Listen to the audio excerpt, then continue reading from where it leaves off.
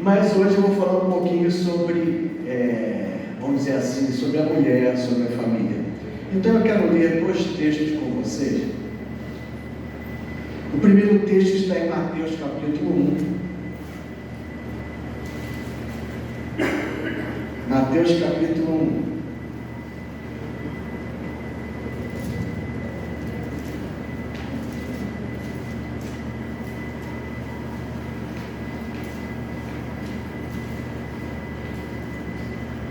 Nós vamos ler do versículo 18 até o versículo 25, que fala sobre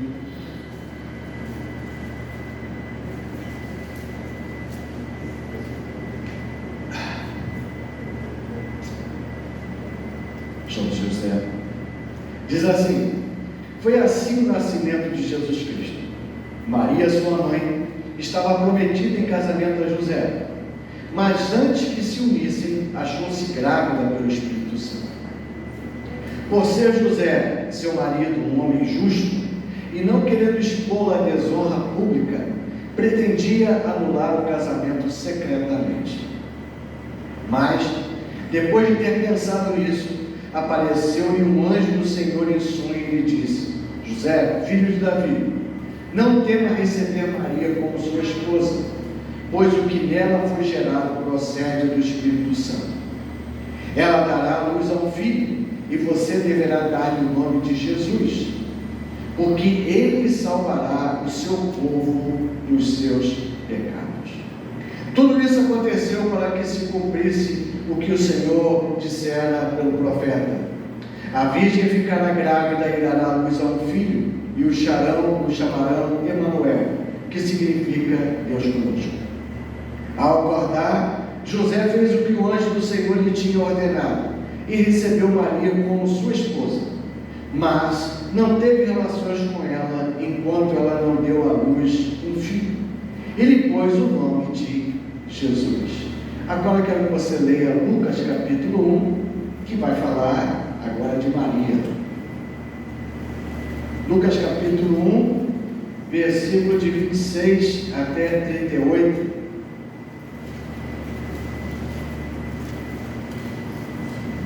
Lucas capítulo 1, versículos de 26 a 38.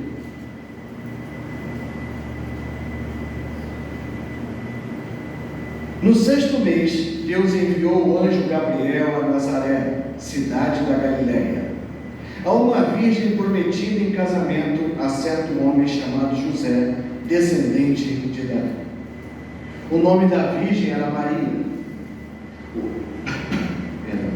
O anjo, aproximando-se dela, disse: alegre-se, agraciada, o Senhor está com você.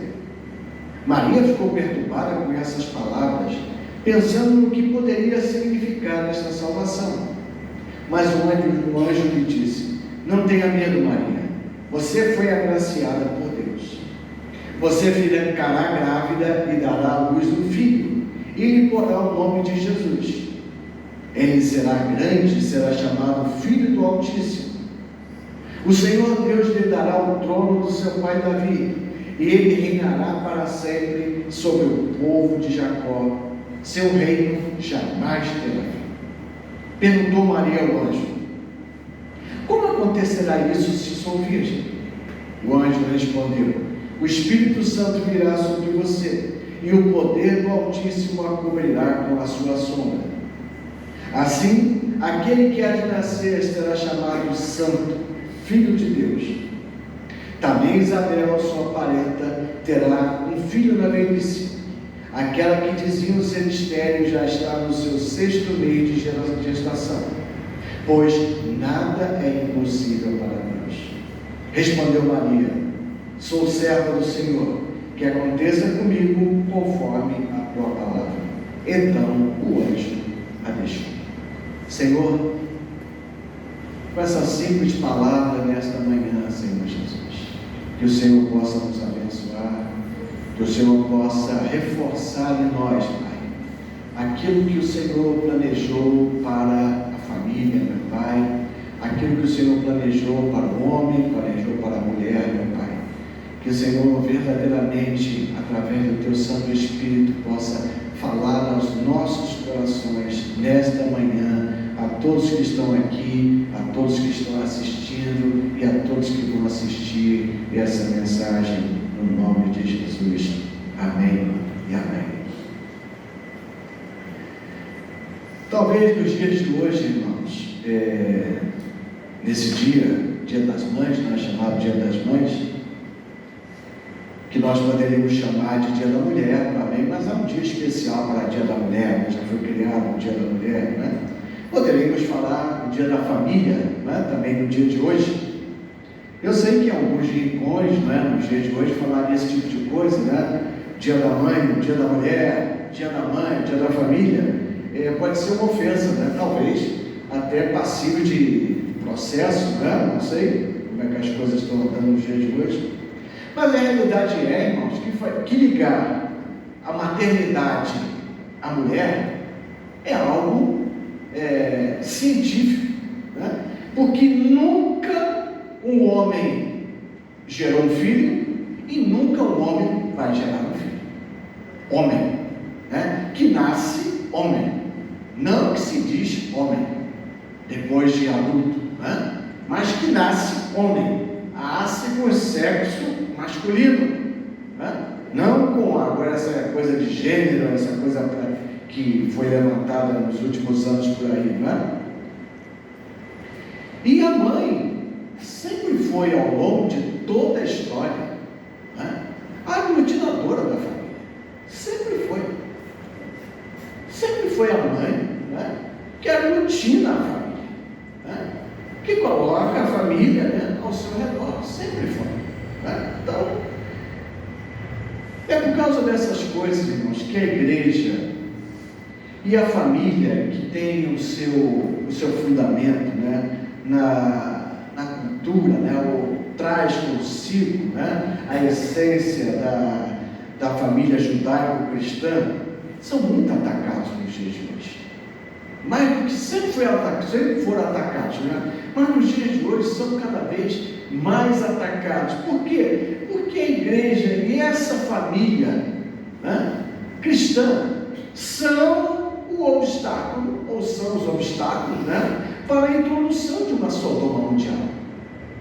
É a família, né, com seus princípios judaico-cristãos, né, porque não é só o cristianismo, né, é também, né, os princípios, né, judaicos que estão juntos, né, e até um pouco, né, porque somos primos, né, não somos do mesmo Deus, né, até a religião muçulmana traz consigo também, né, princípios muito fortes em relação também à família. O que se coloca contra, né, a família cristã, contra a igreja, é que o cristianismo é uma religião machista, né? Que o cristianismo é uma religião que não respeita as mulheres, que a Bíblia é uma religião, porque é um livro, né? É uma religião, é um livro, né, que não respeita as mulheres, né? Verdadeiramente a Bíblia e todas essas, né, judaísmo, o cristianismo e também os muçulmanos têm toda a sua formação numa doutrina patriarcal. Isso aí não vai entrar nessa seara aqui agora, né? Não é o objetivo disso. Mas se nós olharmos no Antigo Testamento, e por isso que eu li Provérbios capítulo 31, nós vamos ver aquela mulher virtuosa, né, que eu li, que era mãe também. Você vai ver que aquela mulher era uma mulher que também fazia negócios. Isso, irmãos, né, mais de 1000 anos antes de Jesus Cristo. Porque Jesus Cristo e Deus são a mesma pessoa, né? Jesus é Deus, então Deus não muda. A vontade de Deus para a mulher sempre foi a mesma. Então você depois leia com calma em casa e você vai ver que aquela mulher, ela fazia negócio, ela comprava campos, ela plantava vinhas, ela fazia roupas, ela vendia roupas, ela comprava a linha, né, ou a lã para fazer roupas, ela se vestia bem, se vestia de púrpura, diz ali, de vestidos finos, mas além disso ela era uma mulher exemplar para o seu marido, ao ponto que o seu marido não precisava se preocupar, né? Ele ficava sentado à porta, né, da cidade, né, como um juiz daquela cidade, e ela também tinha alguns filhos que também a respeitavam. Mulher virtuosa, que diz a Bíblia Sagrada. Mas apesar disso tudo, né, eu vou ler só o último versículo, né, que eu não quero mudar, né? Diz assim, mas no último versículo assim, a beleza, versículo 30, a beleza é enganosa e a formosura é passageira, mas a mulher que teme o Senhor será elogiada. Ela vai receber a recompensa merecida. Se você olhar, irmãos, em Mateus, né, naquilo que ninguém gosta de olhar, né, a genealogia, porque o livro de Mateus começa com uma genealogia de Jesus Cristo. Começa desde lá do início e vem vindo. Né? Eu estou falando essas coisas, né, porque essa acusação de que o cristianismo, por ter alguns princípios, né, é uma religião contra a mulher, e por isso precisa ser combatida, porque é isso que falam, é isso que dizem, e as pessoas, por ou má fé ou por ignorância de desconhecer o que a Bíblia diz, né, acabam embarcando nessa. Se você for ver na genealogia, aparece o nome de algumas mulheres, o que não é normal numa cultura patriarcal daquela época, uma cultura judaica. Mas Mateus, ele fala o nome de 4 mulheres. Depois você lê lá em Mateus capítulo 1. A primeira mulher que ele coloca ali na genealogia é Tamar. Tamar, ela teve um filho com o seu próprio sogro, Judá. Eu não vou entrar aqui nos detalhes, não é? do que aconteceu, porque não é isso, não é que eu quero acabar sendo. Mas Judá teve um filho com o próprio sogro. Nos dias de hoje, isso aí já seria meio escandaloso, não é? Amém? Você lê mesmo cristianismo, mesmo com toda a liberdade nos dias de hoje, já seria mesmo. Então você imagina nessa época. E essa mulher foi incluída como uma mulher virtuosa para entrar na genealogia daqueles que iam gerar a Jesus Cristo. Aí depois de Tamar aparece o nome de uma outra mulher. Sabe quem é? Raabe. Você sabe quem que Raabe era? Amém? Você sabe, não sabe? Amém? Era prostituta em Jericó. Hoje ser prostituta às vezes pode ser, né? Agora eu troco, né? Então, é modelo, né? Então, tudo bem, mas naquela época ser prostituta era o abismo do abismo que podia acontecer. E aquela mulher prostituta foi incluída na genealogia de Jesus Cristo. Isso vai ter muito a ver com o que eu vou pregar à noite sobre a graça. Depois veio uma outra mulher, Ruth. Ruth não era prostituta, Ruth não teve filho com o sogro, mas ela era moabita, uma estrangeira. Ela não fazia parte do povo de Deus. E apesar de ela não fazer parte do povo de Deus, ela entra no rol das mulheres que vão gerar filhos, que vão gerar a descendência de Jesus Cristo. E a última mulher que Mateus cita é Batseba. É o Batseba que faz, né? Uma adúltera, né? Que fala do adultério de Davi, mas não foi só o adultério de Davi, não é verdade?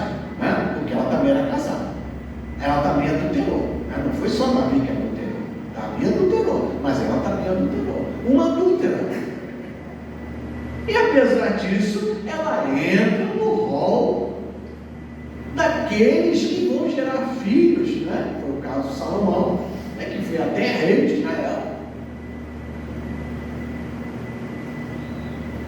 Se Se nós não olharmos para a genealogia, se nós não olharmos para Provérbios capítulo 31, você vai reparar que depois de Jesus, depois de ressurreto, para quem ele apareceu em primeiro lugar? Quem foi a primeira pessoa?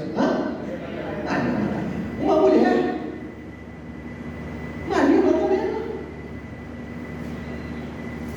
Foi a primeira pessoa a quem o Cristo ressurreto apareceu. Antes de aparecer para os apóstolos, apareceu para uma mulher.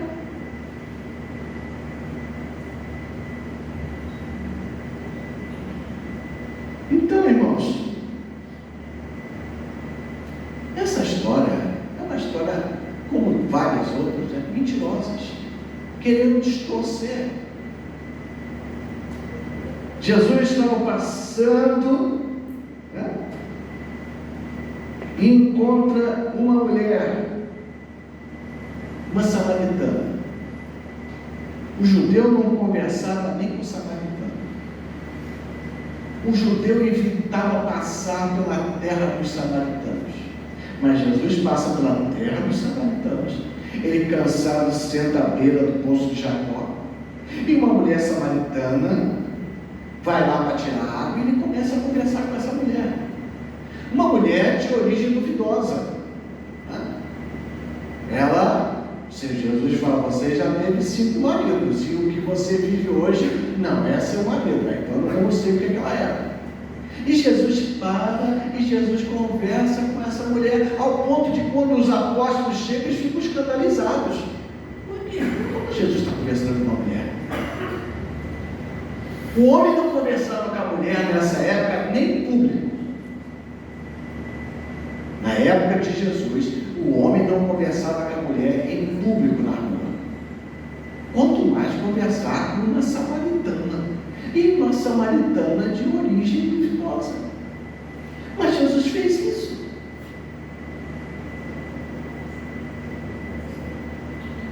Irmãos, eu creio que aquele que criou a família, aquele que criou o homem, que criou a mulher, ele sabe como funciona. Uma vez, agora estou me lembrando disso aqui, estava me escutando no carro, já tem tempo, e eu parei num posto perto da que eu moro, ali na capital, da Petrobras, para botar gasolina. Aí o rapazinho, eu falei, enche com a gasolina comum. Ele falou, mas tem a prêmio aqui, que a prêmio eu não sei mais o que a prêmio eu não sei mais o que lá. Eu falei assim, não, mas está escrito que é melhor para o meu carro botar gasolina comum. Mas, senhor, os engenheiros da Petrobras desenvolveram essa gasolina que é melhor para o carro e não sei mais o que. O senhor não vai acreditar? Eu falei, olha, eu acredito mais em quem criou o carro, o fabricante. Porque o fabricante diz para botar gasolina comum. Agora vem o engenheiro da Petrobras e diz que é para botar gasolina prêmio, eu fico com a palavra do fabricante. Aí ele ficou calado. É a mesma coisa, irmãos. Quem criou o homem? Quem criou a mulher? Foi Deus. Então, será que Deus não tem aquilo que é melhor para o homem e para a mulher? Foi Ele que mandou o homem e a mulher se multiplicarem, terem filhos. Será que Deus não sabe o que é melhor para o casamento, para os filhos? Será que nós temos que nos socorrer na sabedoria humana? E é aí que começa a nossa batalha. Nós começamos a bater de frente com o mundo. É porque nós temos uma verdade e o mundo tem uma outra verdade. É a verdade do engenheiro que criou uma gasolina, que pode ser boa, não sei o quê, que está em contradição com o manual do carro do fabricante, que diz lá, só coloque gasolina comum. Mas vem um engenheiro, que estudou, fez tudo, e fala assim, não, melhor não é o que o fabricante diz, melhor é o que eu digo. E é assim o mundo. Aparece um monte de engenheiros por aí, dizendo, não, melhor é assim, o casamento melhor é assim, criar filhos melhor é assim, a família melhor é assim. Não importa o que o Criador disse. E aí nós começamos a bater de frente, irmãos. E é por isso que eu fiz questão, irmãos, de ler esses dois textos que falam de Maria e fala de José. Porque foram, os pais do Senhor, do Criador dos céus e da terra. Então, irmãos, nós vamos analisar um pouquinho rapidamente, já são 11h05, eu tenho aí mais ou menos 15 minutos. O anjo do Senhor aparece a Maria, Gabriel aparece para Maria. Maria devia ser uma jovem, segundo os estudiosos, entre 14 e 16 anos, porque essa era a época que a menina já se casava em Israel naquela época. Nós precisamos entender uma coisa, irmãos. Nessa época aqui de Maria, de José, já havia 400 anos que Deus estava mudo para Israel. Deus não falava nada, que não aparecia nenhum profeta em Israel falando assim, diz o Senhor. O último foi Malaquias, 400 anos antes. Havia sim o sacerdote, o sumo sacerdote, havia o sinédrio, havia todas as coisas, mas palavra de Deus, nada. E aparece agora um anjo para uma menina, para nós, para mim é uma menina, e diz que ela vai ficar grávida.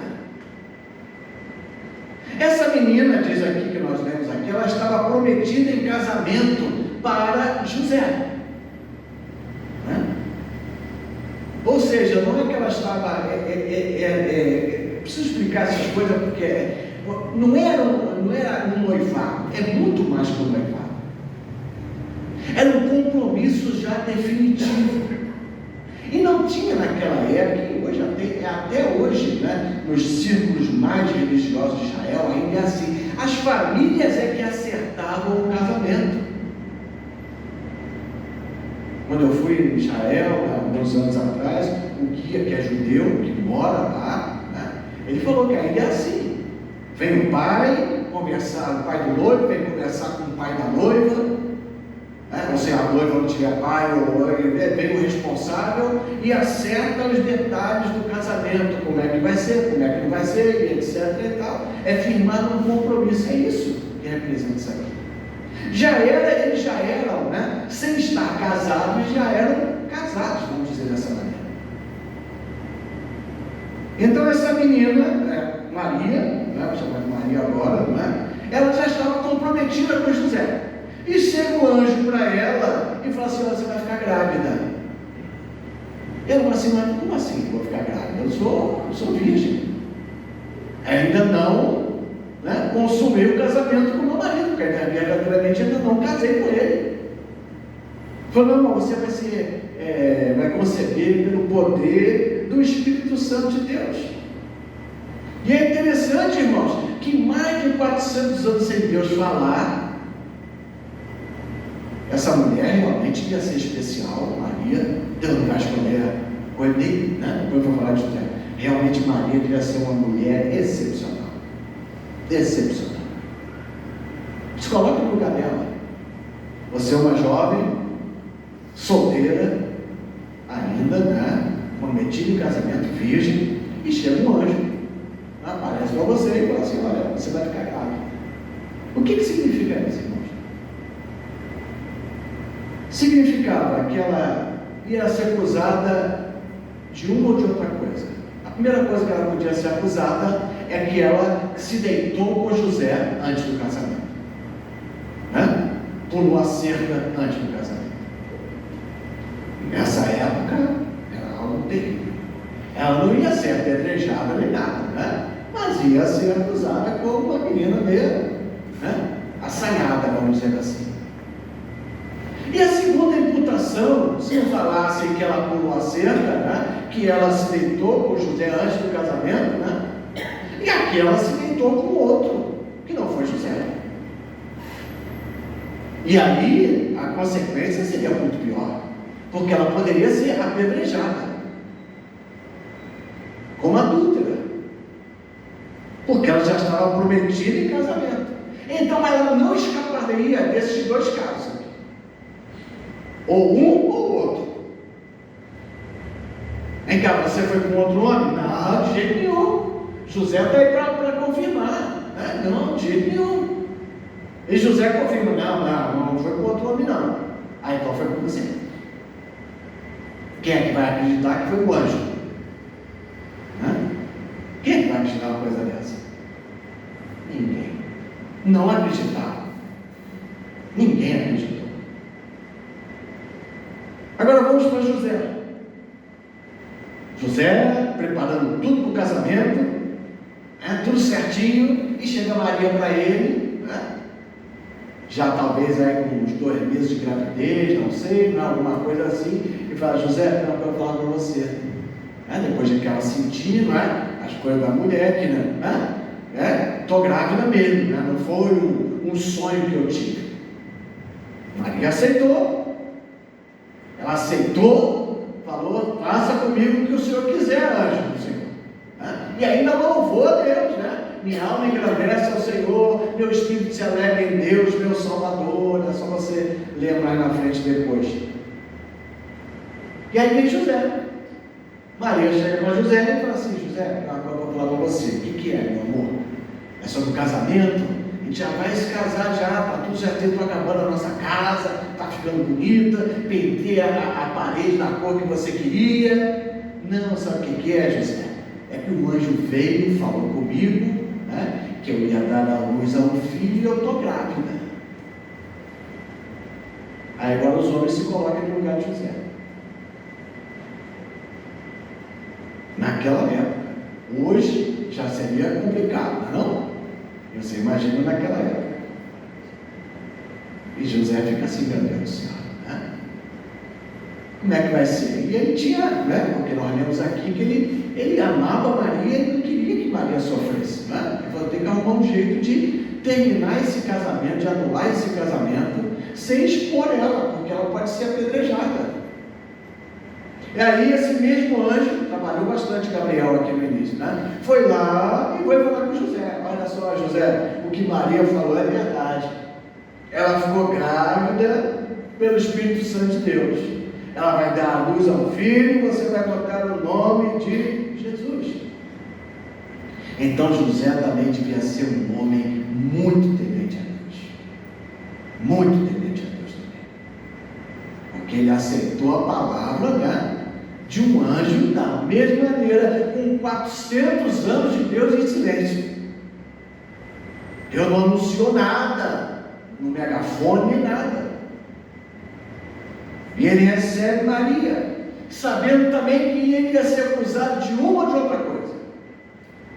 Ou ele seria acusado de também ter pulado a cerca antes do casamento, de um homem sem caráter naquela época, de um homem sem palavra naquela época, porque ele pulou a cerca, ele desonrou a sua esposa antes do casamento. Ou ele seria acusado de outra coisa,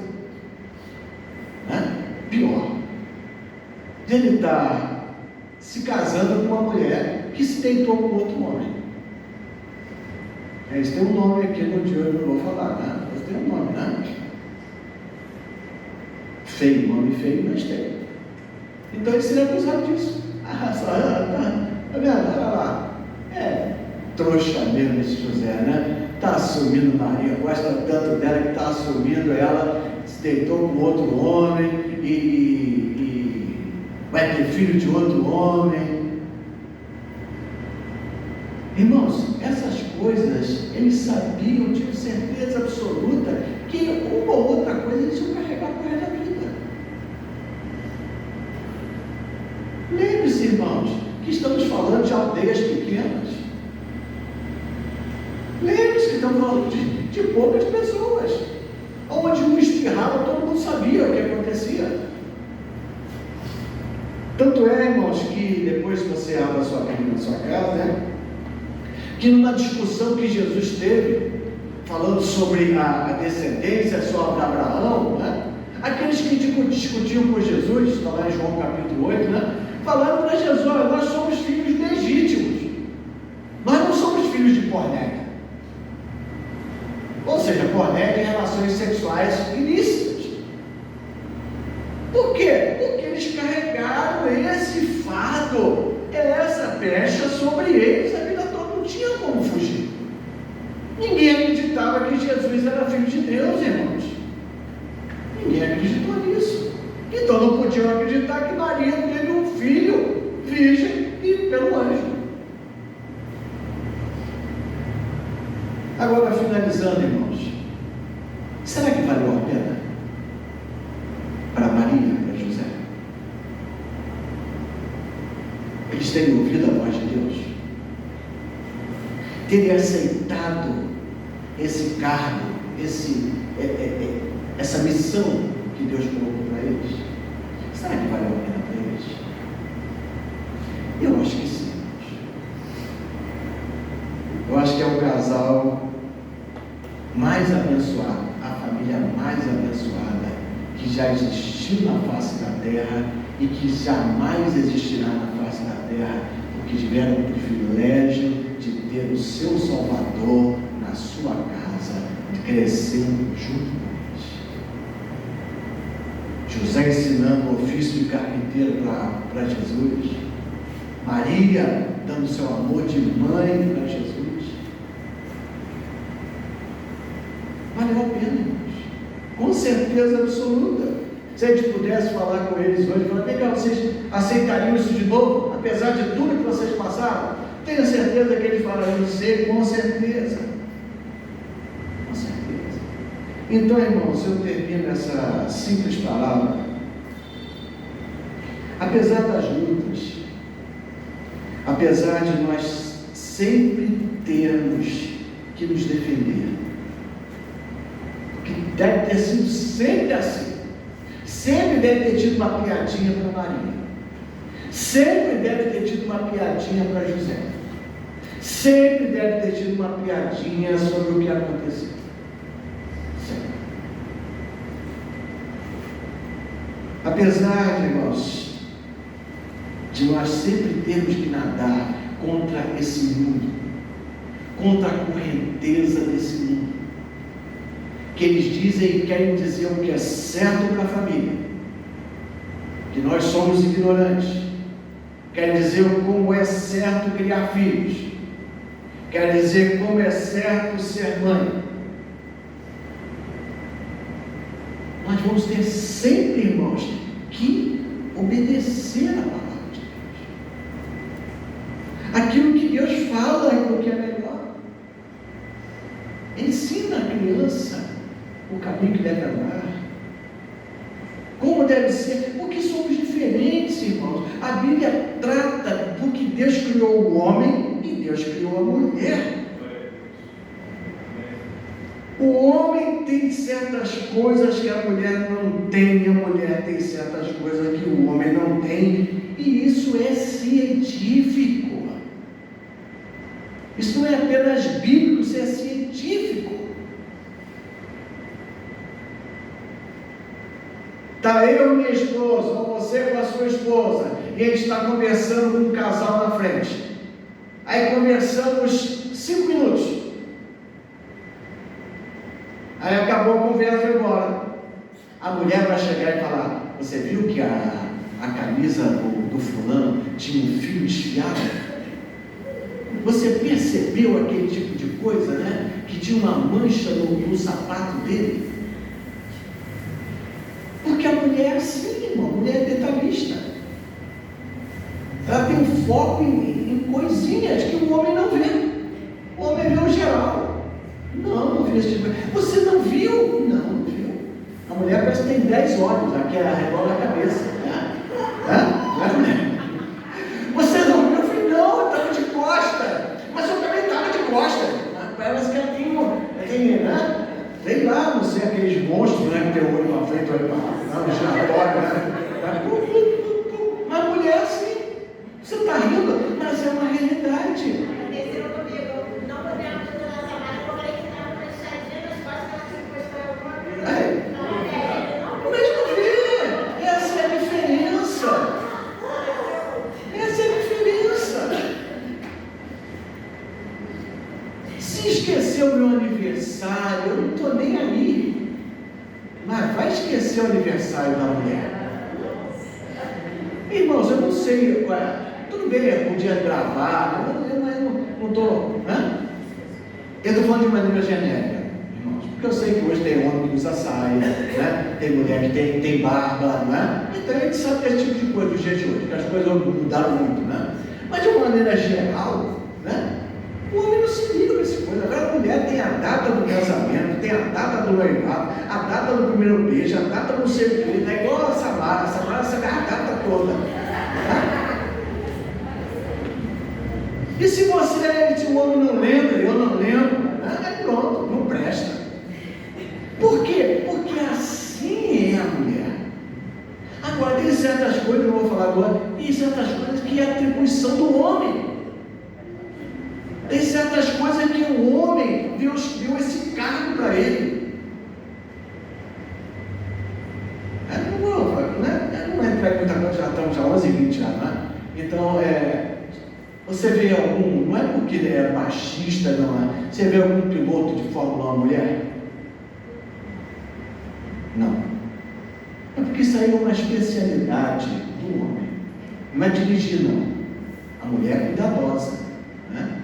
Mas em termos de velocidade e tudo mais, né? Tá bom, deixa eu falar, eu não vou entrar mais adiante, já vamos avançando a cabeça. Então é assim, irmãos. Então a Bíblia coloca, né? Eu falava semana passada com o Lenilton, né? Ele não está aqui, né? Uma mulher, não estou lembrando, vai me processa, vai, né? A mulher apitando o jogo, né? Apitando tanto barbado. Meu Deus do céu, aí vai xingar a mulher de tudo quanto é palavrão, e não sei, isso é saudável? Então, irmão, eu tinha mais coisa para falar, mas olha só, quem quer ver a consequência desse tal empoderamento feminino, né, que hoje é o nome mais em voga, né, empoderamento feminino, e as consequências disso na saúde da mulher, dá uma lidazinha em vários livros do Augusto Cury, para não falar outros autores, né? Que é um psiquiatra, um médico, dá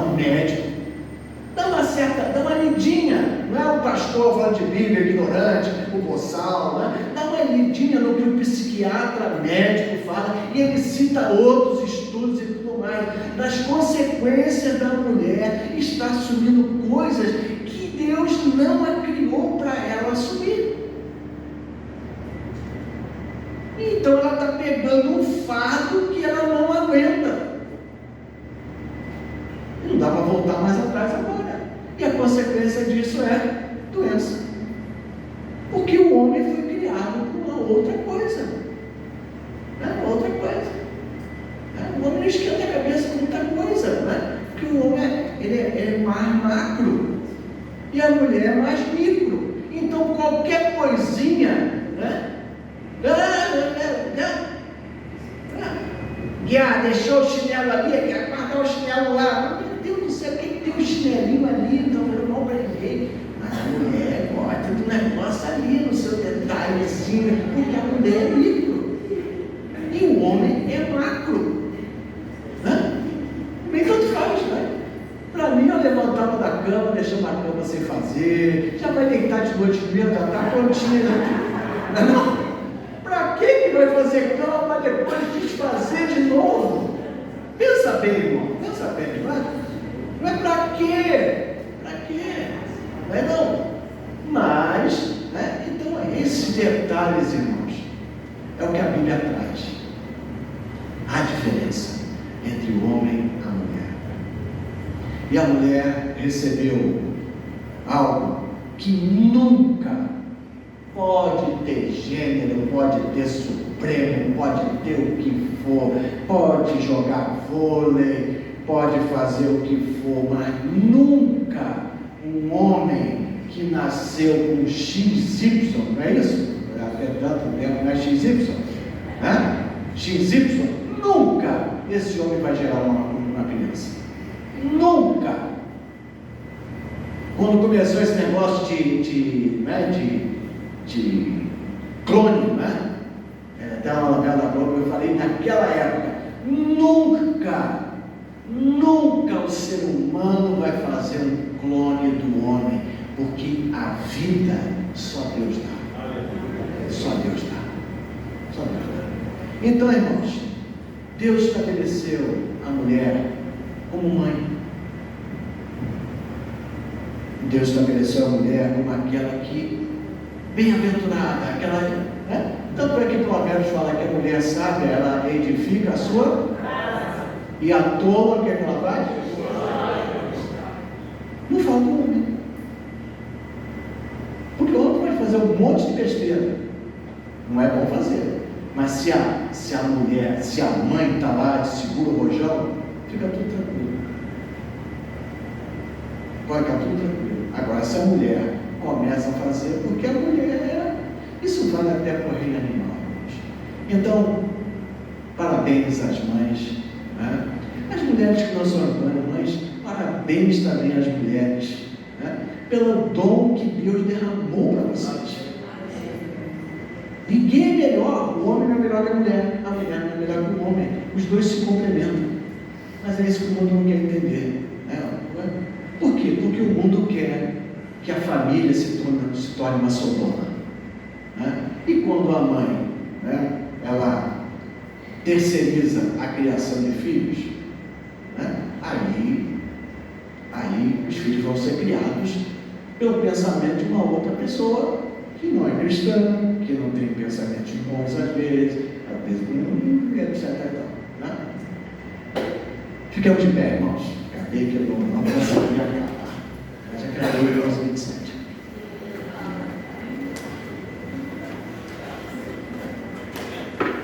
Aleluia, irmãos.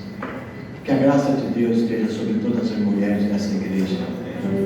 Que a unção do Espírito Santo esteja sobre todas as mulheres dessa igreja, em especial para as mães. Que os seus filhos sejam abençoados, sejam a alegria da vida de vocês. Lembre-se que não é o exterior, como diz Provérbios, não é a plástica, não é o cabelo, não é a roupa, mas é aquilo que está dentro. Tema a Deus, minha irmã, e Deus vai abençoar você e toda a sua casa. Amém?